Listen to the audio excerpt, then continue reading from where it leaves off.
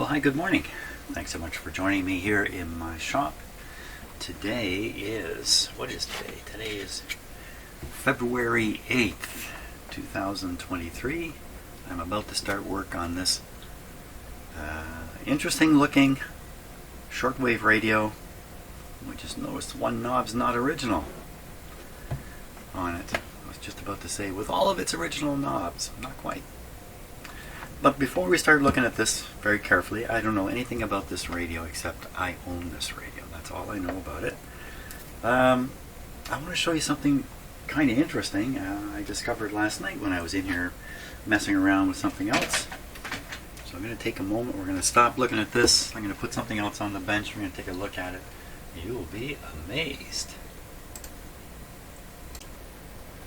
So this is a solid state amplifier. I've had it in here once before where I checked it out and determined that it had almost certainly a blown output transistor, maybe this one or maybe over here. And also looked like the driver transistor is gone. There's a couple of burned resistors in here. But I missed something during that examination, which I brought this in here last night to consider whether I would actually try to repair it. I decided not to, at least at this point in time. But while I was looking in here, I noticed something very odd stuck under the transformer. And when I dug it out, this is what it was. This is what it was. Now, I knew right away what I was looking at, a little amazed. So this is the shell of a capacitor. Take a look at it. Look at the plastic is kind of melted a bit and blown back. And the guts are completely missing. Gone. So, well, that looks like a capacitor that blew up. That looks like an exploded capacitor. So I began looking in here a little closer, and it didn't take me too long to spot that part way down there. That part I'm pointing at down. You can see it right down on the bottom. That's a capacitor. When you look, this is one channel board, this is the other channel board. They should be identical, maybe mirror images, but they should be identical. And if you look way down there, you see a capacitor. It looks just like what's left of this one. So I put A and B together, I got 3. And the answer is, that's the replacement for this capacitor. Now here's where it really gets interesting. If you look, I'm going to get a different camera going. Capacitor sitting there.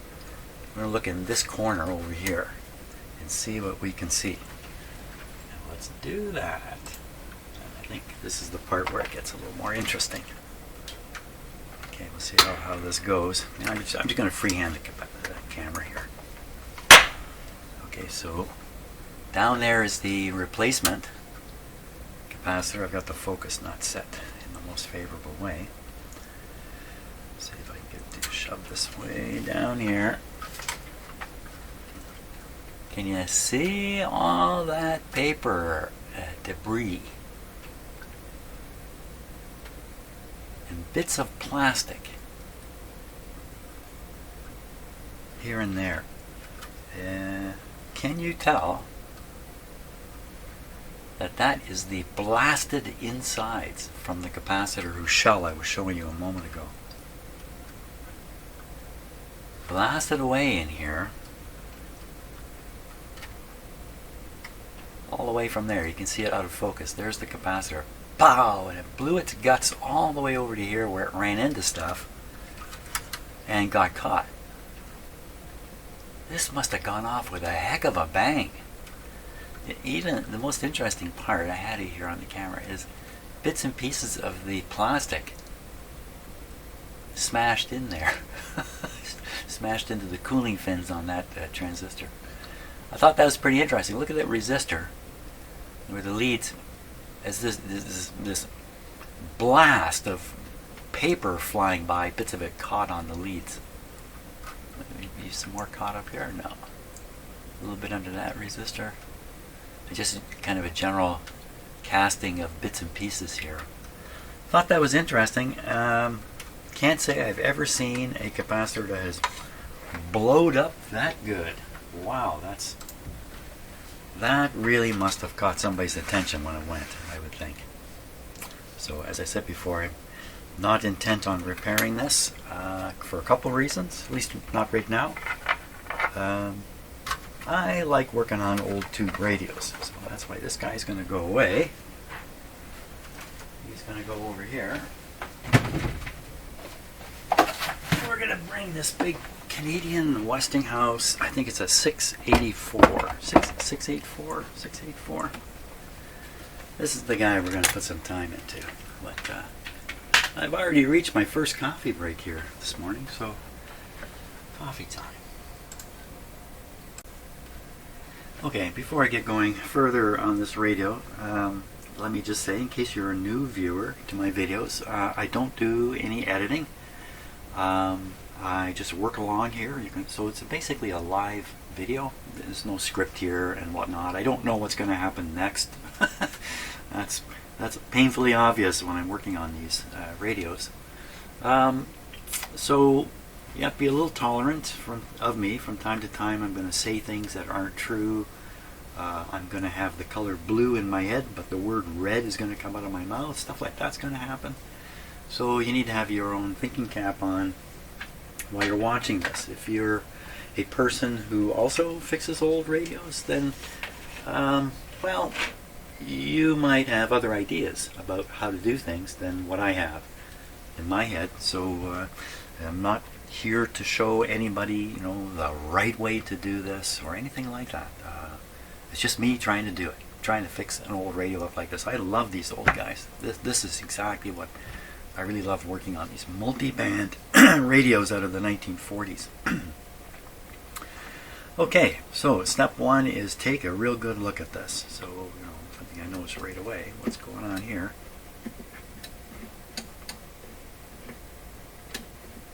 Probably nothing serious at all. Of course, these are the buttons for selecting individual stations when you're listening to broadcast radio or AM radio. It's got 3 bands. Here the AM band is shown here in the middle, and then it's got this is a band spread radio. So it's got the 31 meter band here, that's around 9.5 megahertz. And then it's also got the 19 meter band up here. Very good.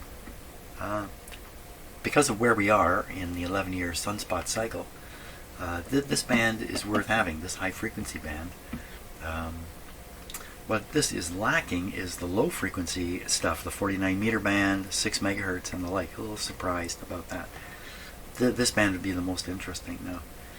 It's showing here on the radio going from 9.4 up to 9.7, but I know there are shortwave stations below 9.4 and above 9.7. So I believe what happened was shortwave was really roaring along in the 1950s, 1960s, and the bands were expanded to accommodate all the radio stations. And so you get an older radio, it's got the early smaller band. So for instance, there's a very strong signal on almost every day at 9.330, I believe. 9.330 is here. This radio can't even pick it up. So that's a bit of a letdown. Likewise, up here on the 19 meter band, it ends at 15,400, but there are stations all the way up to 15,800, all the way up out to about here, which this guy won't be able to receive. And I guess, while we're talking about sad things, yes, here's the AM band. It goes up to goes over 1700, but there's so much noise at in these lower frequencies, noise from computers and stuff like that. It's pretty hard to make use of a band like this, especially with a radio that does not have its own inherent loop antenna. This guy, he's got no loop antenna. He's just looking for a piece of wire, so a little difficult. So I had mentioned earlier quickly that this knob's not original. I might have some of these knobs, so I might have one to make this all match here, which is a good thing. Just looking at the cabinet, looking at the architecture of it, it's a very interesting radio. It tipped on an angle like this. It means you can have it on a tabletop like it is now, and stand and still see into the dial fairly easily. If this were standing a little straighter, Oh my, what's going on there? Some cabinet problems.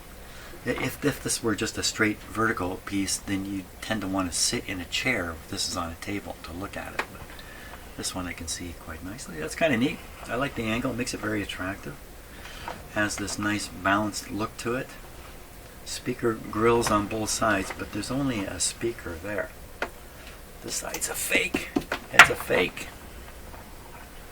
You might think, oh, it's a stereo. No, it's not a stereo. Love the way they've done this. This is kind of nice.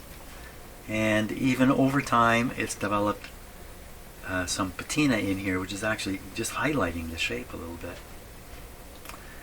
So it says here Westinghouse, and it has a different band selector here. 1931 and broadcast band. It's got words here, so the cabinet's never been refinished, but I think you can look at it and tell it's never been refinished. Like a lot of these radios, the trim, if you look at the trim part at the bottom here, is really in bad shape. The paint is flaked off of it. This is a painted surface as opposed to a stained, varnished surface. And the paint has come off. When your eye looks at something like this, actually you might as well use it, when both your eyes look at something like this, your eye is immediately drawn to the imperfections. Your brain wants to know what's going on there because it's not fitting the expected pattern of a radio. So your eye is going to be drawn down to these things briefly. And you're going to make note of what's going on here. It will look terrible.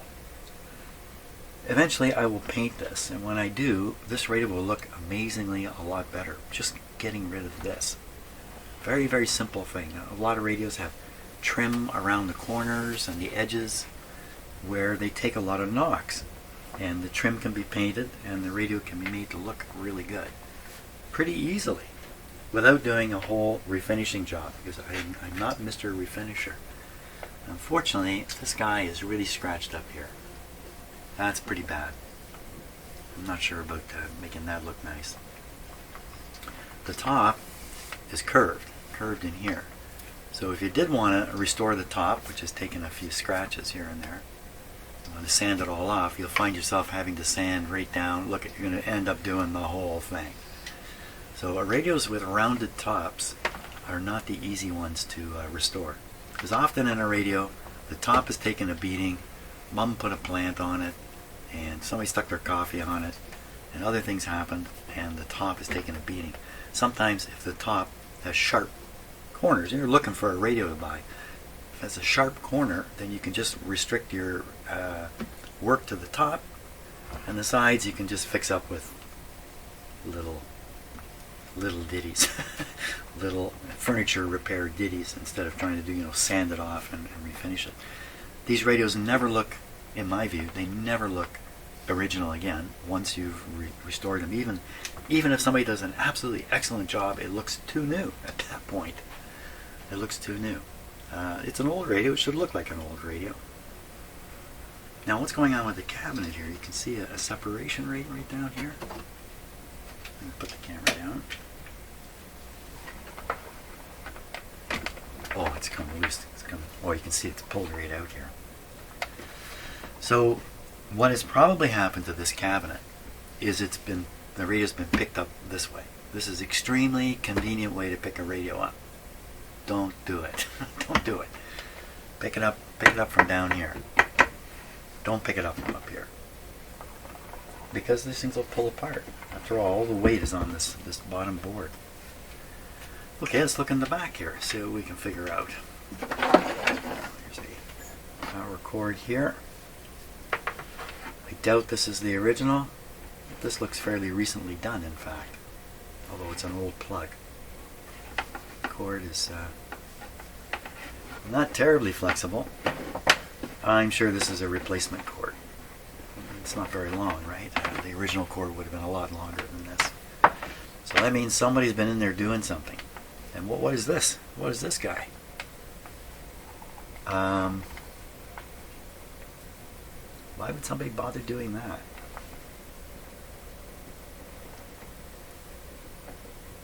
Ooh, it's loose as can be. It looks to me like there's little brackets here. I'm going to guess there's a threaded piece that goes down through the chassis and then a nut that comes up the bottom and that pulls the can down tight. And I'm going to guess somebody didn't know that and they broke this trying to get this can off. That's a really bad sign. And somebody's done something very rugged to it and then they fixed it in this rather brutal way too. Not much of a repair. Hey, there's a phono input there. That's interesting. I didn't notice one of the buttons. One of the buttons say phono. Oh, these are all station identifiers here. Maybe this last one. Well, this last one, the writing on here is missing. You can see some of the writing here. WBEN. That's from Buffalo. Pretty sure this would be a Buffalo station. These are all American stations here. WGR. There's no Canadian stations on this. That's rather odd. Because I'm pretty sure this just says Westinghouse here, but on the back, I'm pretty sure it says Canadian Westinghouse Limited, made in Canada. So why it's covered with American stations? Now, back in the day when AM radio was king, at night, Canadians would listen to American AM radio coming in from the States. There were some very famous stations. There was a system set up in North America where a set of frequencies, maybe 10 frequencies across the AM band, were reserved for long distance radio work. So the agreement between the United States and Canada was they would marshal their radio stations so very, very few are on these clear channels. That's what they're called, clear channel stations. So, for instance, here in Canada, where I lived, when I was a kid, the CBC was on 740, I believe. And I remember taking a trip down to Florida, and halfway down there, tuning it in on the car radio, I could still hear the CBC halfway to Florida. Most of the time, we go a couple hundred miles, and there's dozens of AM stations on the same frequency, all crashing on top of each other and that. So, but today the world is completely different. It's just full of noises. So, kind of lost track of what I was heading for. Interesting thing about this dial, and if this were cleaned up, it would look pretty nice, is it has all these different cities on it, some of which may not even exist anymore. And sometimes they're pretty interesting cities. Bandoing.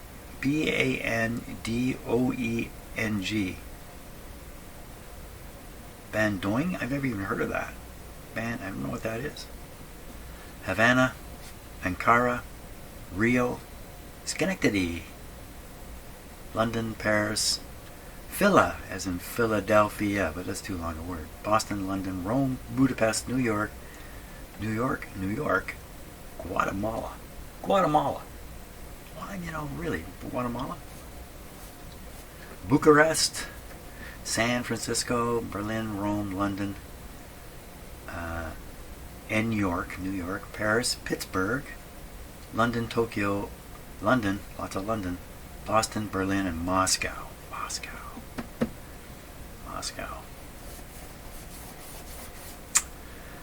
No Canadian cities on this Canadian-made radio. I wonder if this was made for export purposes.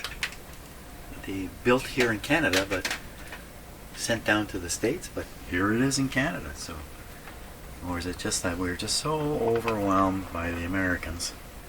Poor Canada. Yeah. Part of what makes a Canadian is not American. that's part of our definition here. So it's got some information inside, mostly just showing the different tubes that are in there. And what tubes are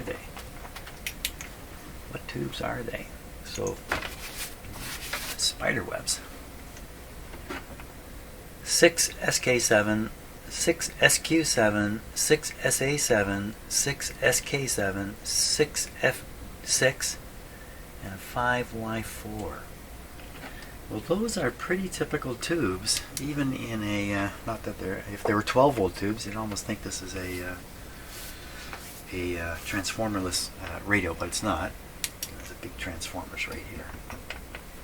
Rectifier tube. This is probably the output tube. It's got some stickers on these tubes. 2250 new 2000. So it's a Rogers tube. This is not from the year 2000. Somebody replaced this. This one's got some masking tape on it too. Well, it's got the values on it, the test values. 1275 minimum, 1250 it looks like. Well, this is pretty good. So someone's put this into a tube tester, written down the results number, the probably a transconductance reading, and then they've written down what the minimum is for that tube tester, because different tube testers resolve different numbers. Why does it look like I'm under sunshine here? I guess it's so dark, the camera is reacting to the, the average amount of light in here, and this is so dark. I do this, it'll adjust a bit. It still look like I'm under, it's a little better. Westinghouse.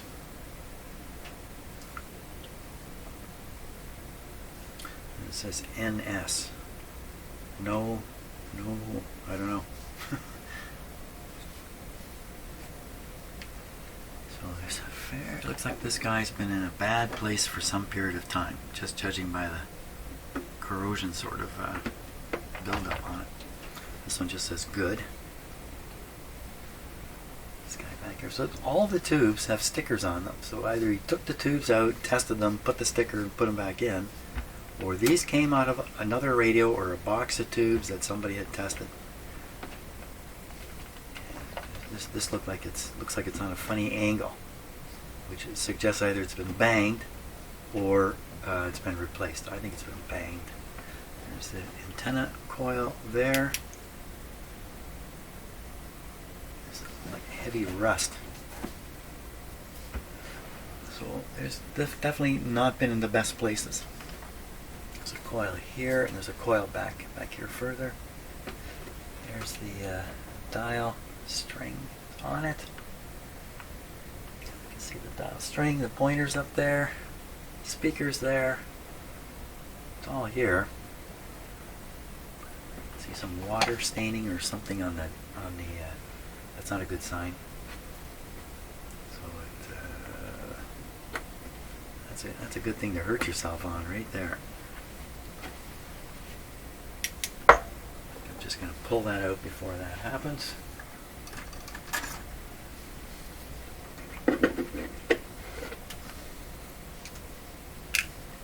Don't hurt me. So the corner block here is missing over here completely. It's just another sign that this radio is coming apart. You can see a crack right in the cabinet here. Separation. It was pretty solid, but that's separate there. There's another one here. Maybe that's from a little bit of shrinkage. Does wood shrink over time? Well, it shrinks and expands with moisture. That's pretty evident in my house. Here in the winter, my doors have shrunk. They all close really nicely. But in the summer, when the humidity's higher, I've got two doors that don't close. They hit the door jamb because the doors they swell with moisture. Well, the next step certainly isn't to plug this guy right in. We got to get underneath here and take a look. I see it has a metal base plate on it. I'm going to pull out the radio. Now, what about the speaker? The speaker's wired in here. The wires are pretty stiff. I'm not going to be wanting to bend these very much. So it's kind of built so you can kind of swing the radio out and leave the speaker sitting there, which I think my first step will be that. Swing it out and leave the speaker mounted up here.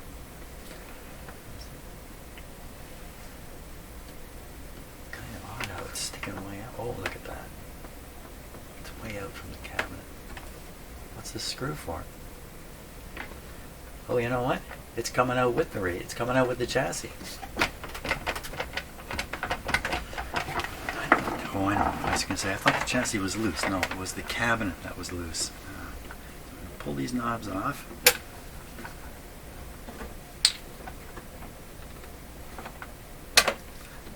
This last one has a screw. It's not tight.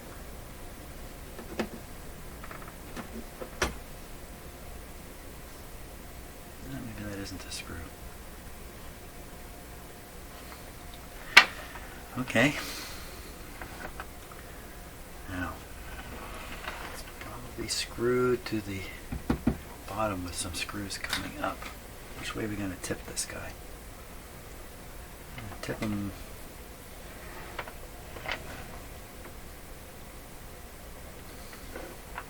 Let's tip its speaker down here.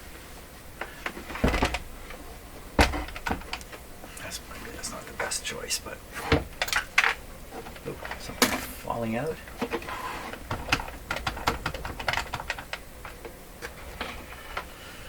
Big screws there. The bottom board is cracked right through. Right through. The crack goes right through these. Right through. What is this piece? Looks like a big wooden washer. What are these for? These could be holes for making adjustments in the radio after, but that seems a little odd. Okay, we'll take out the lower screw first, and the radio will hang from the upper screw.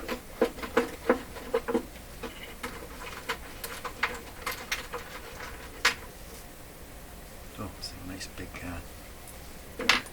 anybody home? Anybody in there? No. Spider's lived his life, long gone. I wonder if his offspring are still crawling around. Okay, I'm going to flatten. Lay this back down. I'm going to leave it hanging over the edge here so I can get the other screw out.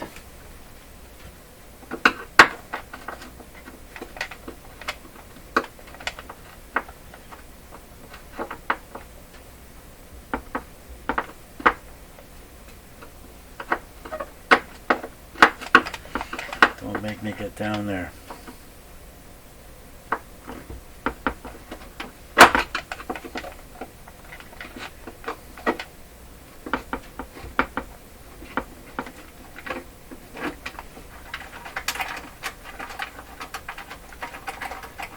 There comes the screw. They look identical. They're probably original. Now she should be ready to come out. Speaker and all. It's pretty attractive to grab these cans, but I'm going to try to grab the power transformer. That's the place to grab onto. That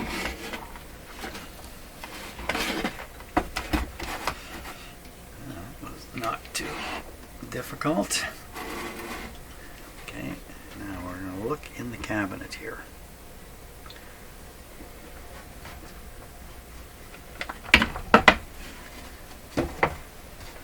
Just in case there's some secrets in there. Yeah, I see my camera's frame rate is low also. What's going on here today? So, paper clip. Missing piece of wood that needs to be glued back.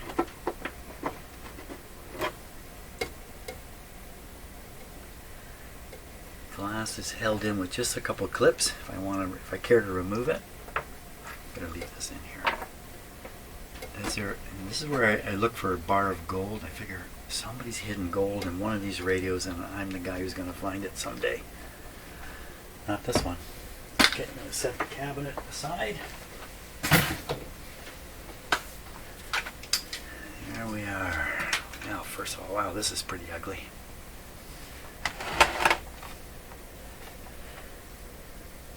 So these little folds in the paper are intended to block the light. probably this light. Let me look back at the cabinet. This light, like inside the bulb here, is actual filament. And to make these radios really look great, you gotta line the filament up with the edge of the glass. And often to do that, because of the way things are constructed, I have to put a little recess, I guess you would call it. There it is, right there. A recess in the cabinet. This is to allow the bulb to go far enough forward that the filament can line up with this glass. Failing to line it up you'll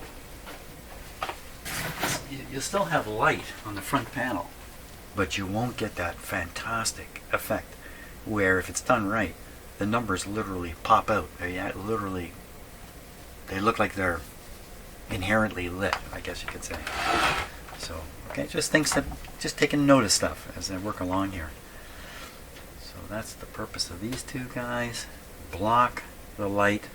The only way light can come through here is to get inside the glass and travel inside the glass.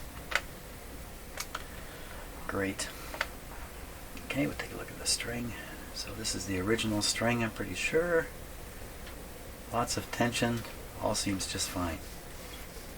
Doesn't seem to be heavily worn. I'm looking for any frayed areas on it.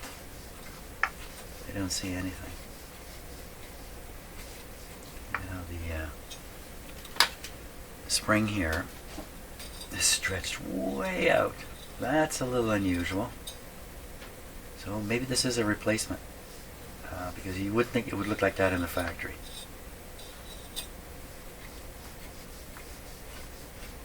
Not much back pressure, if you like. And this is kind of disappointing. The capacitor here has three sections, but one section's got nothing in it. Huh? I've never seen that before. So it's a 2 capacitor radio. Again, this is another indication this isn't the greatest radio going. The first indication was the number of tubes and the type of tubes. How many tubes? 1, 2, 3, 4, 5, 6 tubes. So maybe this is an RF tube here. So that would be a good sign, but I'd rather have 3 sections in here would be a lot better. That's odd. It's funny, that they would make this whole bracket and then just not, for this radio, not complete the building of the capacitor. Well, obviously, they didn't want to use a capacitor that has unnecessary parts and is more expensive, than need be. I think there's a lot of emphasis in North America on making these radios cheap, as cheap as possible. So speaker has a field coil, which means it's playing an integral part with the power supply. It also means probably this radio won't hum. Even if this is probably the filter capacitor here, even if this guy is not capacitoring very good anymore, it's probably not that large a capacitor. If we can read on it here.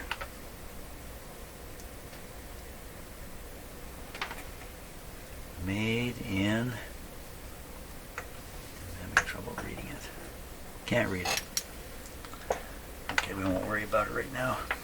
Worry about things that you don't need to worry about. The soldering to the chassis here looks really very strange down here. So you see a nice blob of solder here on the chassis, and see how its edges are sort of smeared out onto the chassis. But this thing, look at the edges. It's like it's sitting on top as opposed to this one. You can get a screwdriver and pop that right off, but it's on there. I just noticed that there's a grommet here that's cracked, but the capacitor's very solid to the chassis, so it's not flopping around. Sometimes those grommets shrink and then the capacitor flops around in that. Well, let's take the bottom off and end the mystery.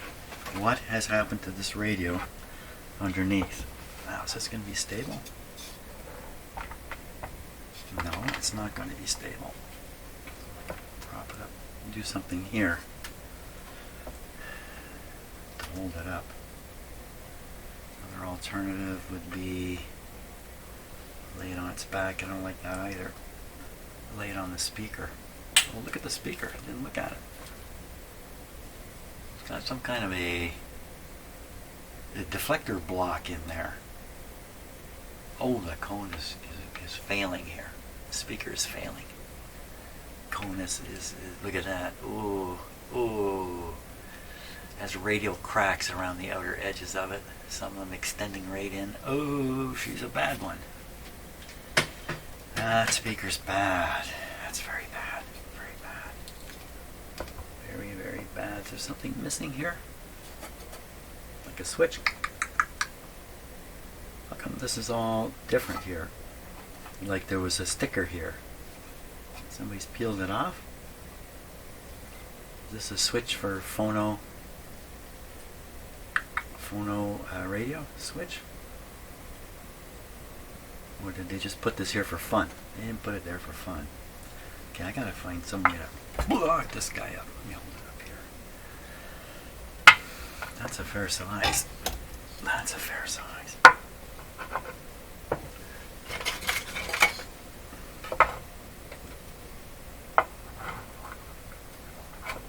Okay, that's gonna do for now, but it's kind of precarious. No, it won't fall. Hole and a hole. Those are the two screw holes for holding it in, but these are access points to do alignment. And if you notice, the hole lines up with the can. So this is to enable you to do the alignment activities inside this can. You're turning this thing on the top, turning this thing on the bottom. Similarly, there's the same thing sticking out inside here. This allows you to have the bottom on and adjust that. But there's many more adjustments in this radio, aren't there? There's two more here, a couple more here. So these can be done with the bottom on. Probably the only two adjustments that you can't get at with the bottom on are the bottom adjustments of the two IF transformers, which is probably why they have that there. Now, the holes in the cabinet, do they line up there? I don't think so. I don't think they're in a totally different place. There. I can't see them here. They are. There they are. They're up here. So this would line up with. How would this line up? So the front is over there. So it would line up right in here. The two holes would be right here. They're not looking at anything. That's weird. That's strange. That's weird and that's strange. It's both. Okay, I'll take the bottom plate off. By the way, one of the things I didn't mention at the start of the video, which if you're new to my channel, my main goal is to enjoy the experience of doing this work. And yeah, I use the work word. There is work in these things. And the potential for frustration while working on stuff like this, for me anyway, is very, very high. I've learned how to keep myself calm, how not to get my shorts in a knot. When I was much younger, doing something, not necessarily doing this kind of thing, but doing anything, and it's not working out, I get frustrated, but it's too stupid to stop. And I keep working away as a frustrated guy, and the next thing you know, you hate everything you're doing, and everything's going bad. And all that kind of, I don't want that to happen in here. So there's two screws missing up here, and I'll bet you the other side's missing too. I'll probably pull this off right now. Well, looks like the other side is screwed in. Okay, we'll tip it down. Yeah, one screw.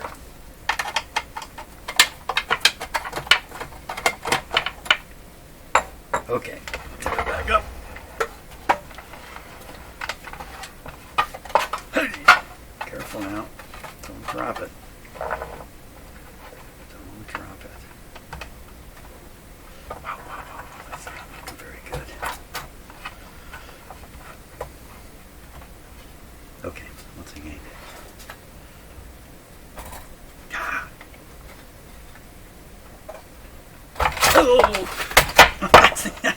Hey, it got the... Everything's falling everywhere. Why isn't it coming off? Oh boy, that was exciting. There we go. Okay, close call there. My precarious arrangement here is...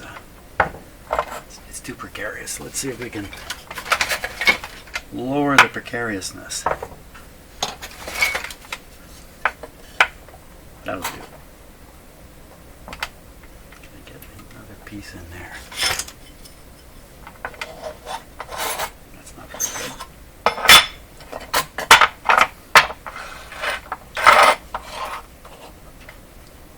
There we are. Okay. What do we got back here? We've got a radio full of original parts. We've got tape. Oh my gosh, this is the new power cord. Typical situation here. Got a capacitor in a shield here. Wax capacitor, wax, big wax capacitor, wax. Look, that's the remnants of the switch I was talking about on the back. Somebody scoffed the switch. And the phono input is gone. Uh-oh, this radio's been altered a fair bit. This doesn't look right. They've got a connection just floating out here in the middle of nowhere. That's not normal. They don't build radios with connections floating in the middle of nowhere. That's different, these wires. These ones are terribly... This looks badly cracked already. These are probably the heater wires. They're a little heavier. This would be the primary wire with 120 volts. All it just goes through the switch and over the other primary wire. So the 120 volt wall power only enters the primary winding of the power transformer. It doesn't go anywhere else in the radio. So that's what makes these radios great to work on, because the transformer here acts as an isolation transformer. Now it depends upon what other wiring is in here. Bit of a lousy soldering job, but then who am I to say that? Because I'm the worst soldering guy in the world. There's something odd down... Oh, it's a capacitor.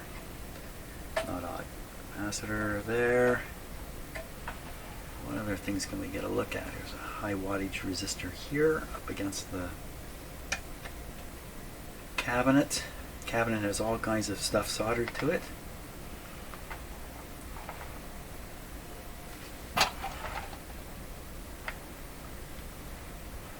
The two IF cans, the adjustments are down there, and this and there's the other one there. Let's put a little extra light on it. So there's all these pinkish colored molded capacitors. My understanding, I think I got it right, is that these are really the same as these, except they have a molded plastic case on the outside of them. But inside, they're the same as these. I'm not sure if that's absolutely true, but in any case, they're about the same reliability as these. They're not reliable at this point. This one's got funny discoloration on it. This is a wire wound resistor right here. This resistor looks swollen to me. Doesn't look right.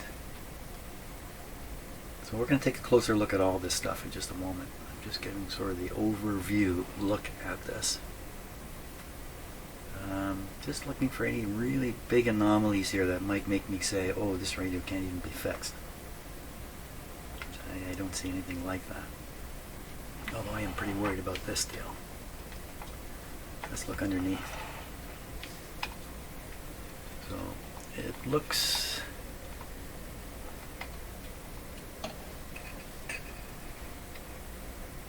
all original underneath.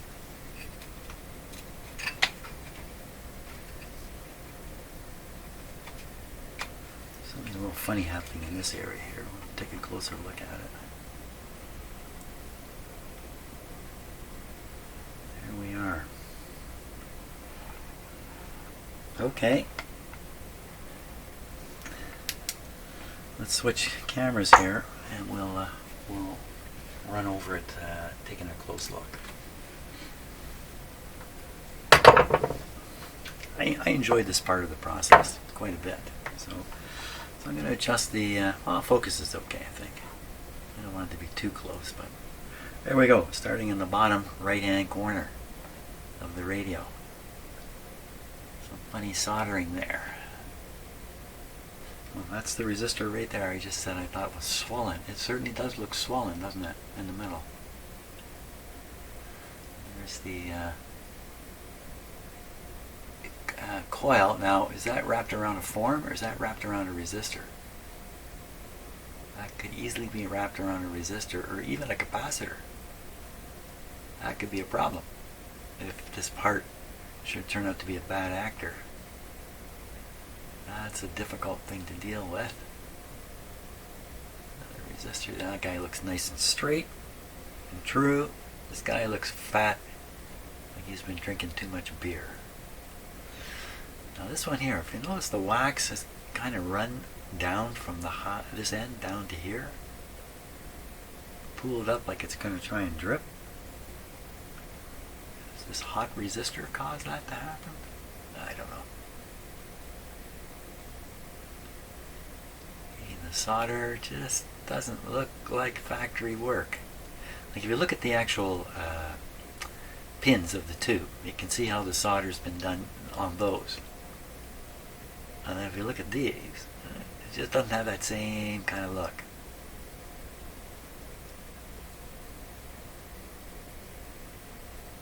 So it could be some of these have been replaced, but done so long ago they're old again. This is definitely a replacement technique here. I use this technique. You don't want to solder back onto the chassis because it's a monster to try to solder onto this big heat sink, basically. So you tend to cut the old part away and leave the lead sticking out, and then solder the new part onto the old lead. And you don't have to worry about dealing with this. That's, I'm sure, a trick everybody uses. Great big capacitor there. A chunk of solder hanging off. Like, this is just not factory quality work. So something's gone on in here.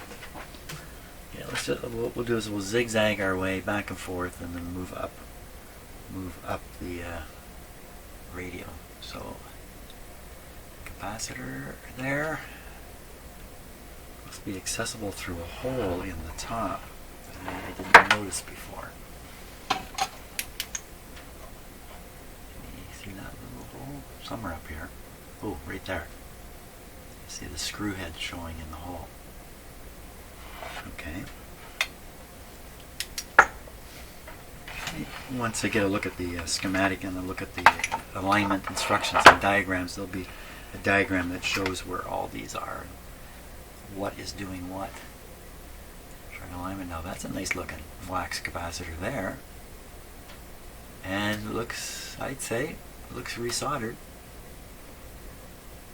Somebody came along and replaced all the wax capacitors with new wax capacitors. Maybe. That would have been done a long time ago to incorporate wax capacitors.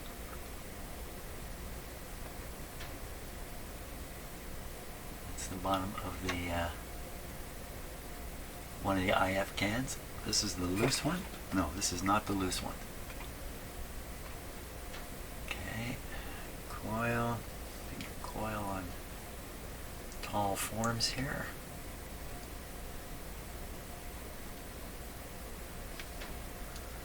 This is the band switch we're looking at the back of it.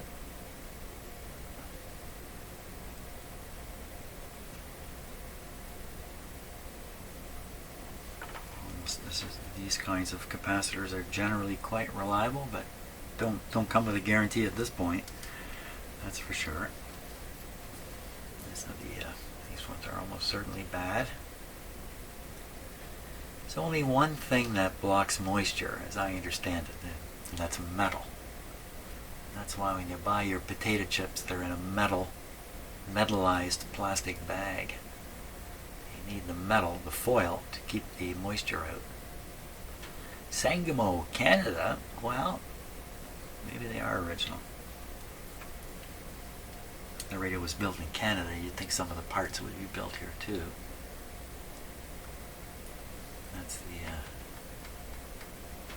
replaced power cord. Not bad. No frayed wires sticking out. Okay, we're getting up towards the volume control. What I imagine is this is the volume control here. It's a shielded wire. This is bringing the signal out of the radio to the volume control. And then this is selecting how much volume, this middle one. This top one is often grounded, and there it is, right to the chassis.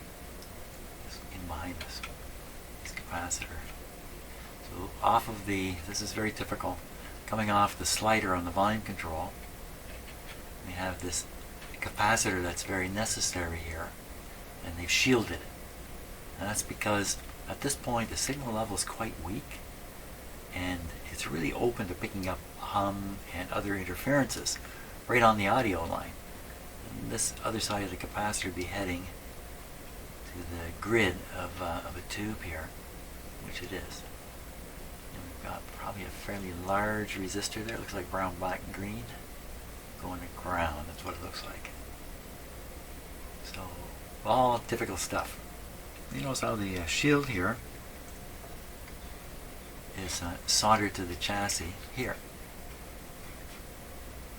And then probably soldered again over here. Again, underneath some stuff, you can't really see it. Okay, looking at this. This is that floating connection. Almost certainly a repair person's solution. In a repair environment, this is not the end of the world doing this kind of thing. There's no rules against it or anything like that. In a factory environment, this leads to manufacturing problems, inconsistencies and failures. And if you allow this kind of stuff in your radio design and manufacture, you're going to have an awful lot that reach the end of the line and have trouble. And you're going to have a guy go in, and unless the radios all look identical, he's going to have to figure out, well, what did the builder do here? We can't have that in a factory. But you can have it in a repair scenario. So, because you're only doing one radio. Well, this looks, it's pretty dirty in here. Like, really, it's really dirty. Sometimes you get under a radio like this. This one isn't a sealed up one, right? It has a metal bottom. And what's happening here? We have a lug. Is there a wire on it? There should be. Well, that's kind of weird. So we have a ground lug here. It's got solder on it. It looks refreshed. That looks like a wire that was cut. Where'd it go? What would they do here? I can't very well sacrifice the ground that easily. Is the wire just laying around here? Pop off and laying around? I don't see it.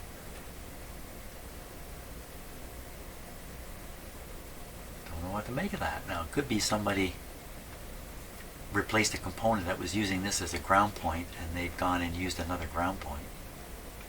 It's even possible. You see how this is riveted to the chassis? Rivet may be crappy. It all feels pretty solid. They may have had trouble with the rivet connection to the chassis and decided to go for another ground, but that's a bit of a stretch. That's the shielded audio line coming back to here. Not coming back. Yeah, coming from the volume control. No, going to the volume control from the output of the detector. There's a real schmozzle down in there.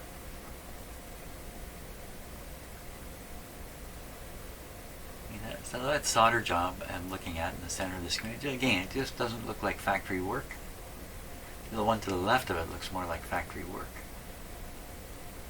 So maybe all these are replacements too. All these pink ones. Somebody came in and did the capacitor job 35 years ago. Now that one looks original. It's got the covers.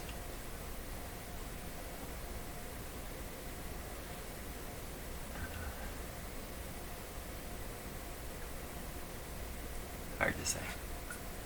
Don't really need to know, just curious. So these are the wires coming out of the power transformer, and you can see these ones that are twisted, probably going to the heaters. Look at that. It's just the outer cover of the wire, the outer plastic is cracked right off, and now you've got this. I don't know what that is. It doesn't look like it's short-circuited, but you can't fiddle with these. The difficulty here is if you break the insulation way up here where the wires are coming out of the transformer, you can do that easily by bending these wires without regard to what's happening. The next thing you know, you got a short right in here. Good luck. Good luck fixing that. So, we're reaching the top of the radio now.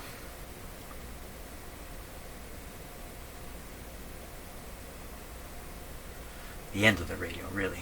One of the ends of the radio. Okay, we can take here's the speaker wires going out the hole. A couple of these are carrying the audio signal up to the audio output transformers up here on the speaker. So some of these wires are carrying B+ level voltage to the tube plate, and the other wires, probably these heavier ones here, are also carrying a high voltage. So you don't want to fool with these wires. These wires need to be good. And everything looks good. There's two of them. Oh, they're not the fat ones. The fat one's going here. I was wrong about that. Well, that's the field coil. Produces the magnetism the speaker needs. Now the speaker. This is a sad situation, isn't it? Look at that. That looks like a thumb hole, practically. But they see it's cracking. They crack. You get these radial cracks radiating out of the center. Now that looks just like the hole on the other side. Badly cracked. Very badly cracked. Now, that looks like a seam. Let me hold my hand more still here. That looks like the seam. There's a there's a wooden block, obviously shaped to be kind of like a sound reflector, I guess. Yeah, maybe the part of the problem is the radio is projecting out the side of the radio. And the bass is going to go everywhere. You're going to hear it in every direction, but the treble's shot more directionally out of the speaker, and the speaker's badly warped in here. I can feel it. So it's warped. Let me try moving the cone a bit. Well, the cone seems to move freely. I don't feel any rubbing or anything. Whew. This is very close to being shot. Because it has this transformer coming with it, you can always remove this and maintain it if you're going to replace the speaker part. So you could remove this, just remount it somehow. But it's got the same wire problems all these things have.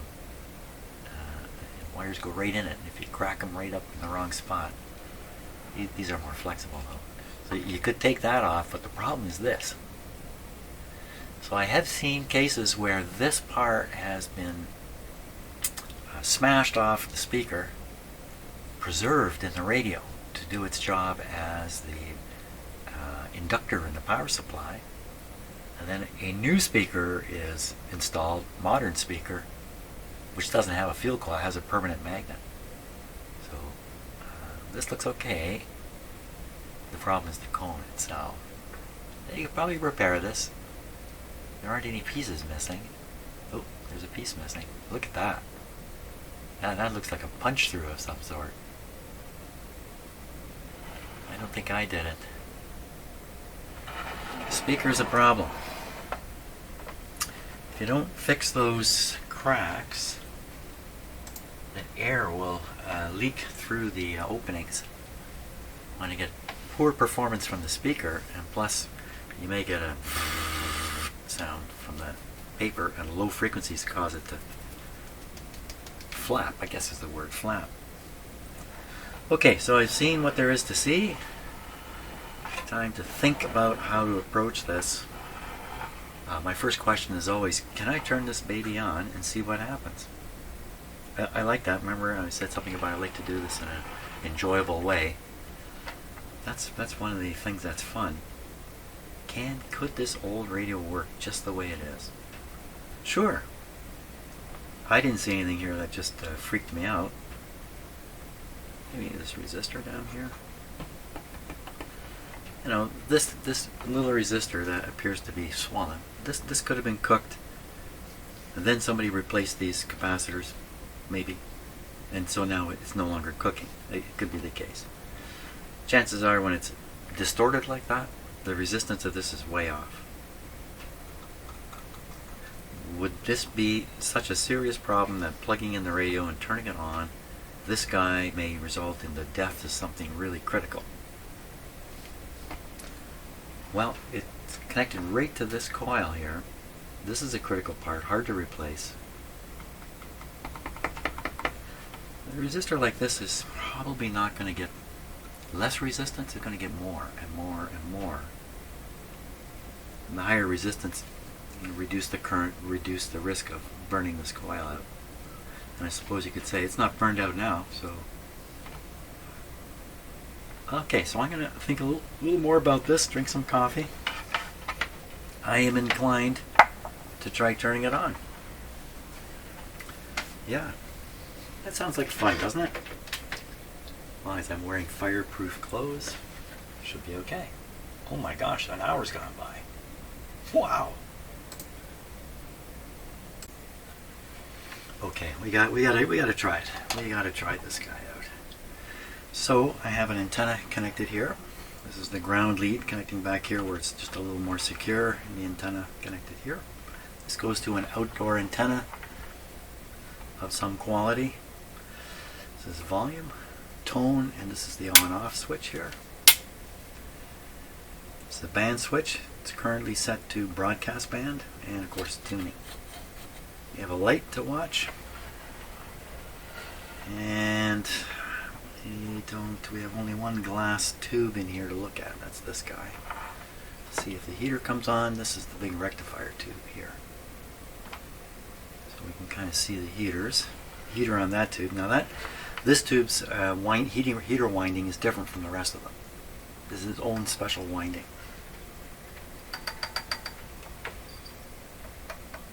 I was just banging into the power transformer there. Now, I wouldn't do this if I didn't have ways to control the amount of power that's going to come to the radio in case there's something seriously wrong in the radio. So I have a couple ways of doing that. The one I like is what's called a dim bulb system. System being a rather generous word. That basically amounts to the power coming to the radio on the power cord is passing through an incandescent light bulb on the way. And the light bulb provides some resistance in the circuit. If there's a big short circuit in here, then all that's going to happen is the light is going to come on. Okay, the light we're talking about, these two lights back here, they're both screwed in because it's a fairly big radio. So when I apply the power, we need to watch these lights. What should happen is they should come on fairly bright and then fairly quickly dim down. And then after 10 seconds or so, start getting a little brighter again. Now, it may all happen, but happen at such a low level we can't see it. And the camera itself does funny things with light, so it may not be quite as apparent. So just above the poipus. Poipus. Can't say that word this morning. Purpose. What's happened to me? Too excited. Okay, so position of this. Volume is down. We'll turn it up just a little bit. The band we already set. Tuning's in the middle. Antenna's connected. Here we go. So I have a little power panel here that arms the power, but doesn't turn it on yet. This one selects either go through the bulbs or go around the bulb straight into the radio. So click this down and we're in business. The switch is off, so I'm going to click it down. We should see nothing should happen. Okay, so you saw a couple meters jump up. This meter is showing the voltage right out here, but I have this guy, which really is much better for doing that. 115 volts. It's showing 115 volts, but there's no current being drawn through those light bulbs. There's no voltage drop. Now I'm going to turn the power off, turn the power on. This time we got to watch those bulbs.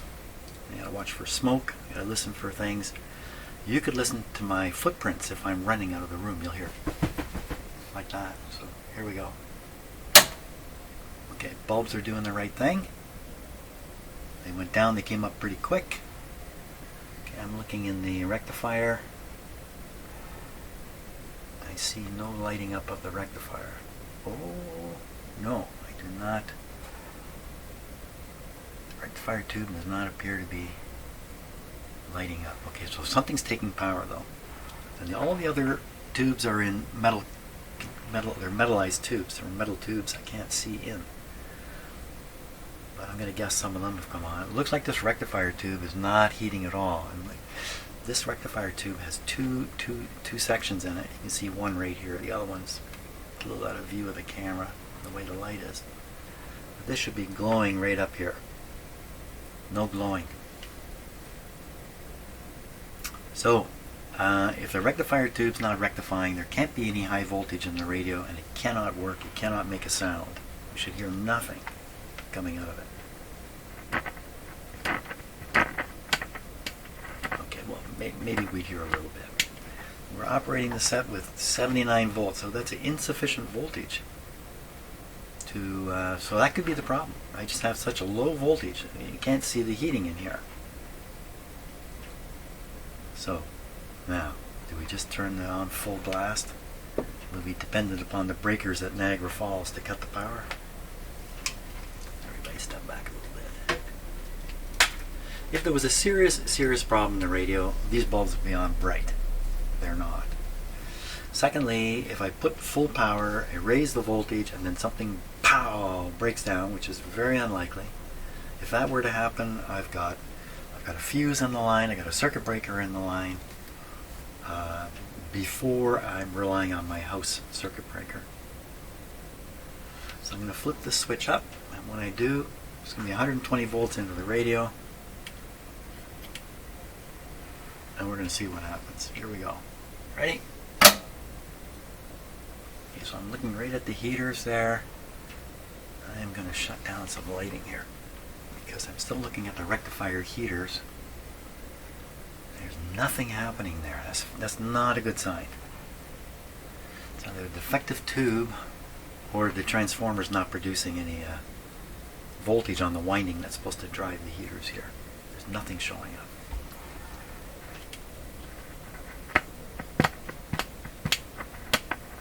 That's probably nothing to do with the tubes and their B plus voltage. I'm pretty sure there's no B plus in this radio. Okay, is there really anything else we could do here? I think I've reached the end of the road for today. Tomorrow what we'll do, the light is on. That's good. The light is powered with the same voltage that's powering the heaters on the regular tubes. So that's there. Yeah, we'll start.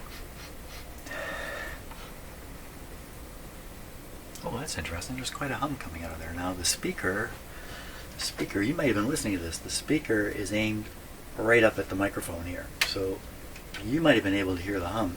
I had to do that to hear it. Now what's that tell me? That doesn't tell me too much. Oh, wait a minute. Wait a minute. Hold on. The tube is lit. The tube is lit. I just couldn't see it from underneath. Okay. We are feeding at 112 volts. That's enough. Okay. Let's make this thing work. Come on. Make some sound here.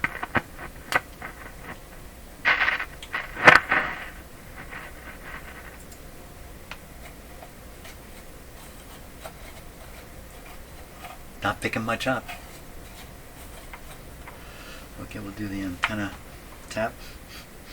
So, some interesting smells coming out of this radio. Okay, so what I'm doing is I'm volumes up all the way.